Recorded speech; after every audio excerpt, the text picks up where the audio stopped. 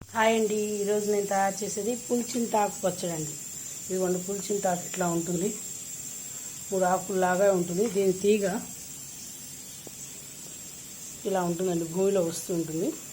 అలా ఆకు వస్తుంది, కాడలు కట్ చేయకుండా ఉట్టినే కాడలు తీసుకోకుండా ఉట్టి ఆకు వరకు కట్ చేసుకోవాలి. తుంపుకొని కడిగి యూజ్ చేసుకోవాలండి.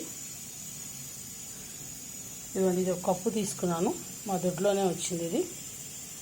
ఇది చాలా మంచిది. చింత చిగురు ఎలా ఉంటుందో అలా పుల్లగా ఉంటుంది. ఇది ఆరోగ్యానికి చాలా మంచిదండి.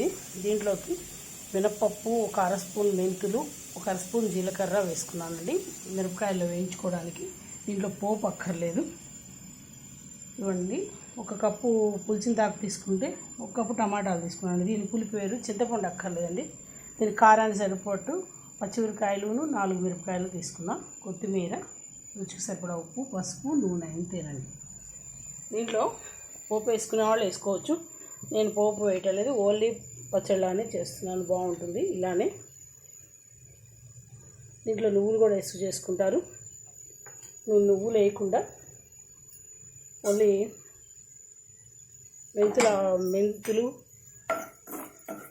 మినపప్పు వేసి చేస్తున్నాను. ఈ టేస్ట్ బాగుంటుందని, పులుపు కదండి, మెంతులు అయితే బాగుంటుందని చేస్తున్నాను. ఈ మెంతులు, మినపప్పు, జీలకర్రలోనే మిరపకాయలు, పచ్చిమిరకాయలు వేయించుకోవాలి. తర్వాత కొంచెం పులిచింతాకు ఆ కాడల మటుకు రానికండి, సన్నగా పొడుగ్గా వస్తాయి కాడలు.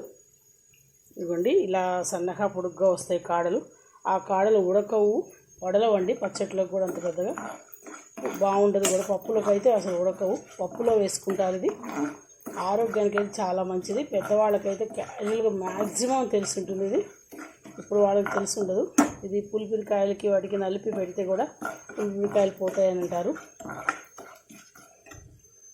ఇది మా అక్క వాళ్ళు, మా బావగారు మిసెస్ వాళ్ళు చేసుకుంటారు ఇప్పుడు.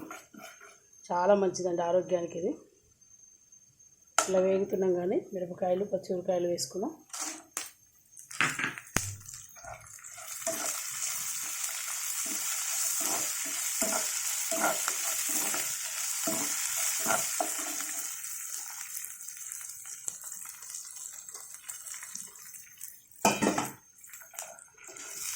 ఇవి బాగా బరకగా గ్రైండ్ చేసేసి దాంట్లోకి మనం టమాటా, పులిచింతాకు వేసాం కదా, చింతపండు మటుకు వేయకండి. టమాటా వేసినప్పుడు దీంట్లో టమాటా వేయకపోయినా కూడా చింతపండు అక్కర్లేదండి. లేదా కొంచెం పులుపు మరీ కావాలనుకున్న వాళ్ళు వేసుకోండి, అంతేగాని అసలు అక్కర్లేదు. ఇదిగోండి తీసేసుకున్నాం, తీసి చెప్తాను మీకు. ఇదిగోండి తీసుకున్నాను. దీంట్లో నూనె కొంచెం వేసుకుందాం. నూనె వేయగానే ఇదిగో పులిచింతాకు వేసాను. ఇది వేగాలి బాగా, పెట్టంగానే వదిలిపోతుంది. దీంట్లోనే టమాటాలు కూడా వేసుకోవాలి. అది ఒదిగేదని నేను టమాటా వేసాను. చూసారు ఎట్లా అయిపోయింది. మనం పులుపు కాబట్టి అది అలా అయిపోతుందండి. దాంట్లోకి టమాటాలు వేసుకోవాలి. చూసారు ఎట్లా అయిపోయింది.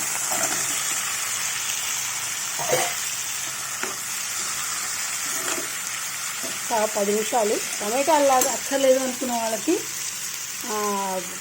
పచ్చిమిరకాయలు, మిరపకాయలు, పులిచింతాకు అన్నీ కలిపి చేసుకోవచ్చండి, బాగుంటాయి.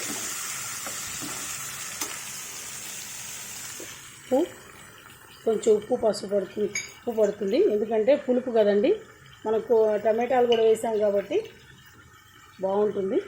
ఇది దింపేటప్పుడు కొత్తిమీర వేసుకున్నాము. అసలు చూసారా, ఎక్కడ పులిచింతాకు కనిపించడం లేదు.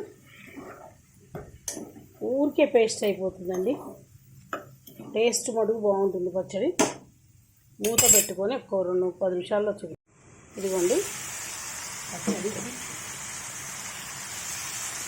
ఇంకా అసలు ఇంకేం అక్కర్లేదండి. మిరపకాయలు, అది మినపప్పు అవన్నీ గ్రైండ్ చేసుకొని ఒక్కసారి తిప్పుకుంటే సరిపోతుంది. మళ్ళీ చేసి చూడండి. ఇంతేనండి పులిచింతాకు పచ్చడి. ఇవన్నీ బరకగా చేశాను. దీంట్లో పప్పులు వేసా కదండి. దీంట్లో పోపు కావాలంటే మీరు వేసుకోవచ్చు, నేను వేయలేదు. ఇలానే బాగుంటుంది. ట్రై చేయండి, టేస్ట్ చేయండి. ఇదేదో కొత్త రకం అన్నట్టుగా ఉంటుంది. ట్రై చేయండి, టేస్ట్ చేయండి. సబ్స్క్రైబ్ చేయని వాళ్ళు చేయండి. Please like, share, comment, subscribe to Bhargav Sharma బ్రాహ్మణ వంటలు. నమస్తే.